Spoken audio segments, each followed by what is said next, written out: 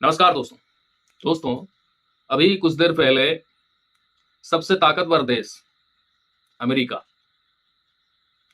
America के राष्ट्रपति Donald Trump की एक बयान सामने आई है। जो बयान ये कह रहा है कि आज रात ईरान के ऊपर कुछ बड़ा होने वाला है। ऐसा हमला होगा कि ईरानी सभ्यता कभी वापस नहीं आ सकता। ईरानी सभ्यता की बुनियाद को हिला डालूंगा, नष्ट कर दूंगा, खत्म कर दूंगा। ये बयान है।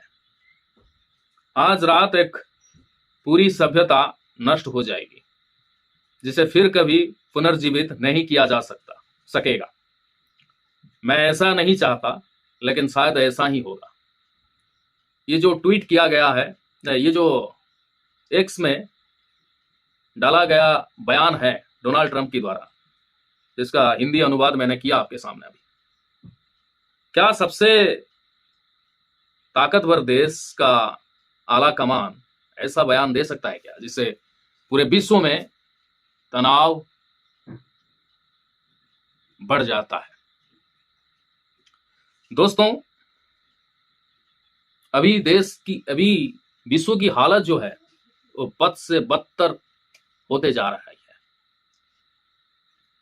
इसी समय इस तरह का बयान जो ईरान को साइकोलॉजिकली प्रेशर डालने के लिए किया गया, या फिर सच में कुछ बड़ा करने की फिराक में है डोनाल्ड ट्रंप, ये समझ नहीं आ रहा है। ये बिगेस्ट कंफ्यूजन है। अगर सच में ये जो बयान आई है, उस बयान के आधार पर अगर सच में अमेरिका ने कुछ बड़ा एक्शन लिया, तो जिनका नतीजा खाली मिडिल ईस्ट पर नहीं, पूरे विश्व पर पड़ सकता है। पूरे विश्व पर इसका असर पड़ेगा, क्योंकि हाल फिलहाल में जिस हालात से अभी बहुत सारे देश गुजर रही है, गैस की किल्लत, पेट्रोल की किल्लत, जंग का प्रभाव जो है वो रसोई घर तक पहुंच गया है। अगर ऐसा कुछ बड़ा एक्शन अमेरिका के द्वारा होगा, तो पूरे विश्व की इकोनॉमी धराशायी हो सकता है। पूरे विश्व की जो सभ्यता है, मूलभूत सभ्यता है, वो बिखर जाएगी, तहस नहस हो जाएगी।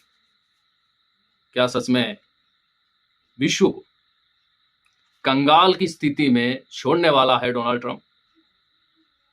क्या इस दिन को देखने के लिए, अपने ईगो को सेटिस्फाई करने के लिए, क्यों हम ईरान से नहीं लड़ पा रहे हैं? हमारा सारे के सारे जितने भी जंगी जहाज है, सारे को सारे ईरान ने मार गिराया है। क्यों मार गिराया है? हमारे जितने भी ईरान ने मार गिराया है, जिसके चलते अमेरिका की जो ईगो है वो डाउन हो गया है, ईगो हैम्पर हुआ है, जिसके चलते अमेरिका ने इस तरह के कुछ एक्शन लेने के लिए आगे आ रहे हैं, ताकि इनकी जो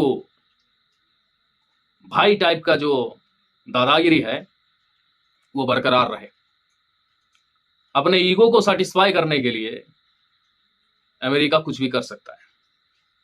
पिछले दिनों, बहुत पुराने हो गए शायद, हिरोशिमा नागासाकी के ऊपर जिस तरह से परमाणु बम की हमला की थी अमेरिका ने, ठीक उसी तरह कुछ बड़ा अगर करने वाला है, अगर करेगा, तो विश्व की जो हालत है ना, हालात वो बद से बदतर होता जाएगा, नरक बन जाएगा।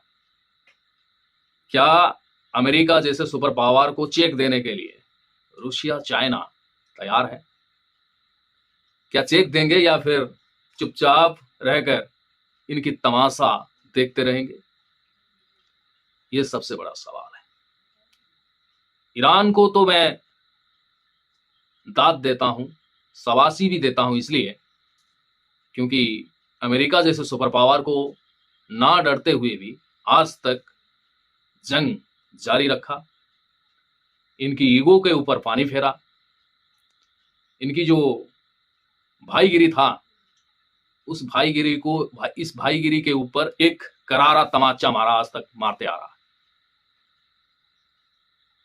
ईरान सच में बहादुर कंट्री है, जिसको हमारा सलाम है, सैल्यूट है। जो आज पैदा हुआ है वो तो कल मरेगा ही मरेगा।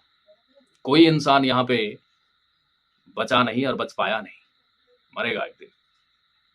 लेकिन वीर की तरह मरना कोई ईरान से सीख ले। ईरान काफी हद तक जो अमेरिका की जो भाईगिरी था उसको मिट्टी में मिलाया है।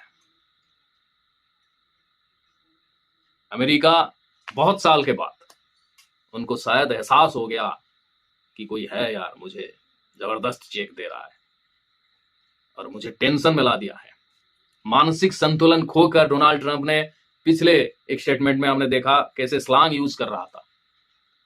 इंसान जब अपना मानसिक संतुलन खो देता है, पागलपन जब बढ़ जाती है, तब वो इस तरह के बयानबाजी करता रहता है। पूरे विश्व ने देखा।